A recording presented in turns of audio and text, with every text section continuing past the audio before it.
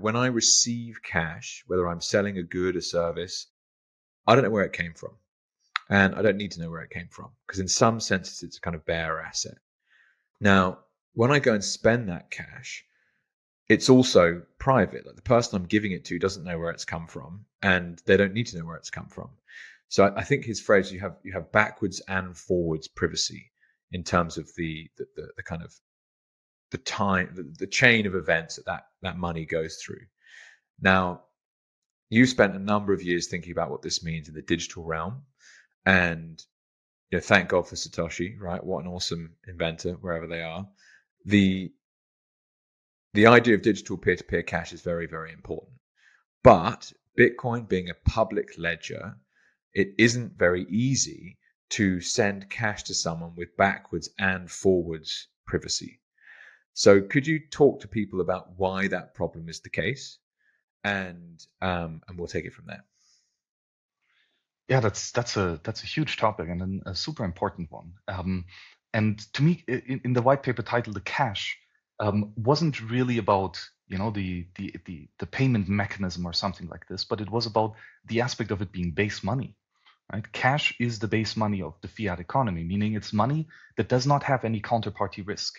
It's like a gold bar, right? It's the thing itself. It's the actual good. It's the money good, right?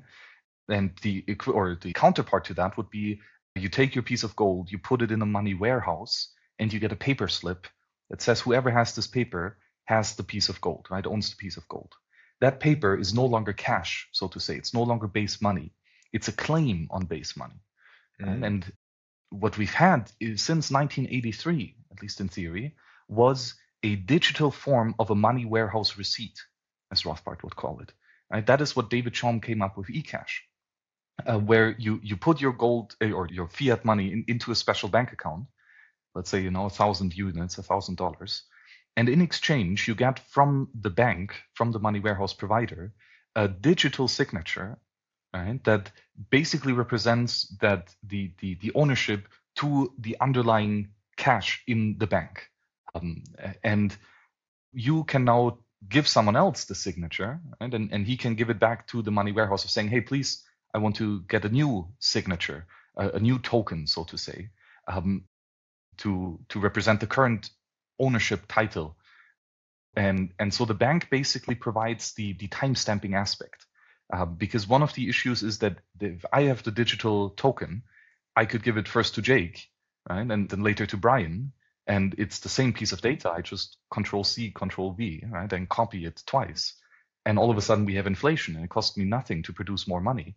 That's a horrible system, right? So we need a way to prevent inflation, to prevent that the same coin can be spent twice.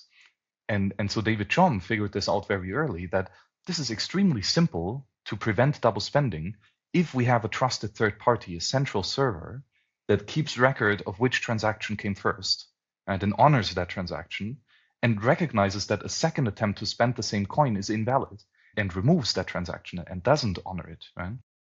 Of course, the downside with having such a central system is that now the third party knows exactly who is spending money to whom, right? How does the money move from one hand to the other? And so David Chaum fixed this already in 1983 by the application of some beautiful cryptography called blind signatures, right? Where basically when I give the bank the cash deposit, so to say, I put my note in an envelope and give the sealed envelope to the bank. Right? The bank verifies that yes, these are 1,000 cash dollars and they're valid. So I will sign the envelope on the outside and give it back to you. Right? So you've made a signature on a document that the bank doesn't even see. It's a blind signature on a document that it doesn't know. Right? And now the end user can open up the envelope, cryptographically speaking, and have the inside paper, the actual token, that is signed, with a carbon copy of the signature that was applied on the outside envelope. And now this is the token, the contract that the bank has not seen because it blindly signed it as it was inside the envelope. And I can give that inside token to someone else who can then present it to the bank of like, hey, here's a valid signature for $1,000 that you've made. Please give me the $1,000 cash. And now the bank has no idea which token or when this token was created, because it has never seen the token. It has only seen the envelope with the token inside. Right? So a beautiful cryptographic system that allows us to make instant and extremely fast, extremely private transactions. And that worked in 1983, or the first implementations in the early 1990s. By the way, now we see a resurgence of this eCash system, not backed by US dollars, but backed by Bitcoin and protocols like Cashew or Fedimint, which is beautiful technology. But the problem with this old system was that we have a single entity, a single server that can control how many tokens are being issued. Right? The bank can just create 1 million signatures on these envelopes that it created itself, right? And all of a sudden we only have $1,000 in the cash in the bank, but we have 100,000 tokens, right? And this is a fractional reserve banking system, which Austrian economics tells us will blow up eventually, because, well, if the 100,000 tokens want to be redeemed for cash, then there's only 1,000 in the bank. That obviously doesn't work out. So this very private, very fast payment system is not a base money system. It's a money substitute, a money warehouse receipt, right? And that is not the ultimate issue that we need to solve, right? The banking isn't that broken, right? I mean, it's not the best, but what's really broken is the base money. It's the central banking, right? It's the creation of the new monetary good that's broken. And that's ultimately what Satoshi invented. A base money system, not necessarily a payment system, but a way that we can create a new monetary asset, right? A thing, we can create a good in such a way that there is no single server that controls how many units there are, and that verifies the double spending, or that does the time stamping of which transaction came first. So Satoshi invented a decentralized time stamping mechanism for ensuring that any coin can only be created once. But it all started with the decentralized creation of a new base money asset, right? Where every full node verifies how many base money tokens are to be created every 10 minutes, right? 50 per block, halving every 4 years. That itself is the creation of a new base monetary asset. But the way that we can do this is that every full node has to verify every transaction of everyone else. Right? Because if I wouldn't verify the transaction that Jake is sending to Brad, then Jake could create 100 new tokens out of nothing. Right? So I have to verify the transaction of everyone else in order to be sure that nobody created more money than he should have. And this leads to two major problems that were identified instantly as soon as Satoshi published his idea, his white paper. This doesn't scale because it is not private. Right? If I have to verify every transaction of everyone else, not just is that mass surveillance, right?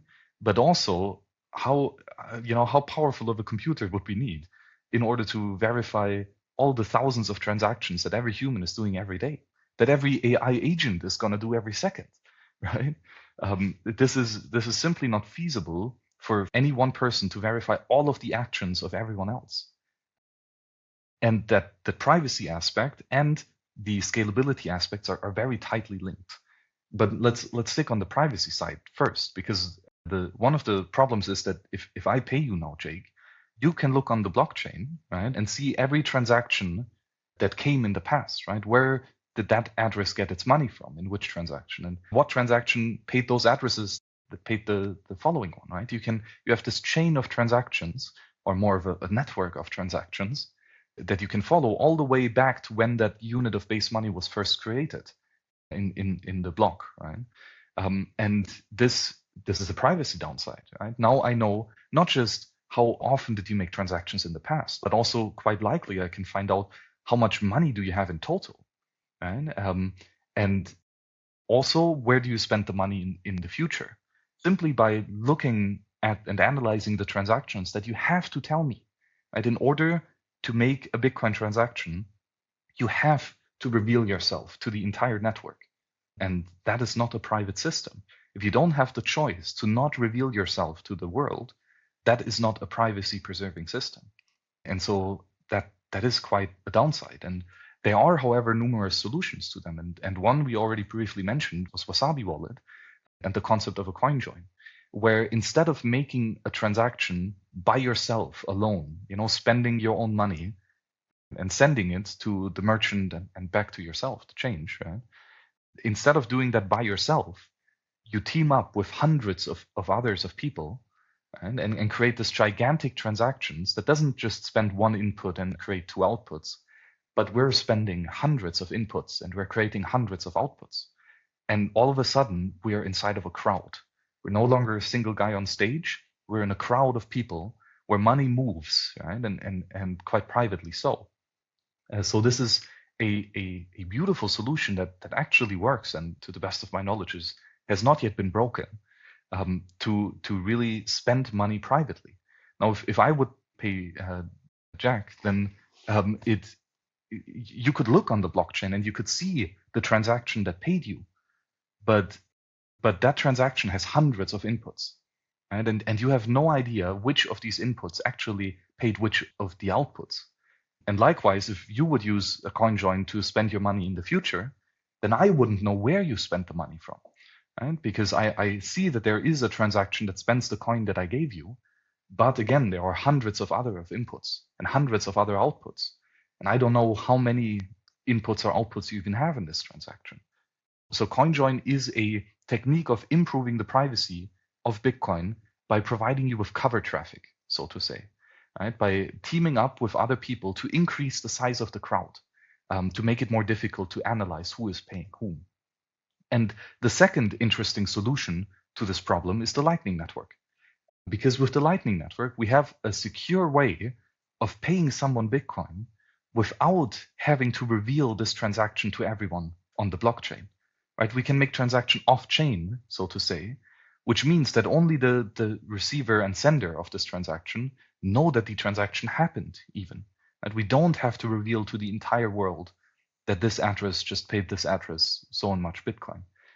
But we do that in a payment channel or even route it across payment channels without the need to broadcast this transaction to everyone. So the Lightning Network is not just an improvement in privacy, it's also an improvement in scalability.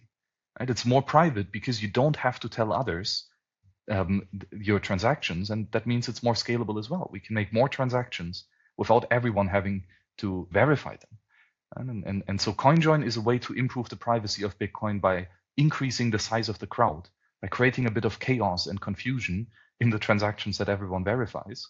And the Lightning Network is an improvement in privacy and scalability by making secure transactions that don't have to be verified by everyone else. Honestly, that's a wonderful explanation as to why this is important and what some of the solutions that are coming out of this actually are. But I think what it comes back to, though, is this idea that Bitcoin is a bearer asset, which is another phrase I came across in this process that really resonated very strongly. It's like, if I send you my Bitcoin, it's gone. I cannot get it back. And the digital world is so easy just to copy information.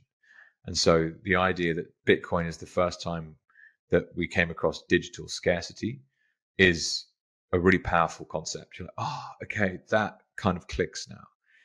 But it's the fact that it doesn't change. It's your foundation, your bedrock, however you might want to look at it, that then these additional tools like Lightning can sit on top of it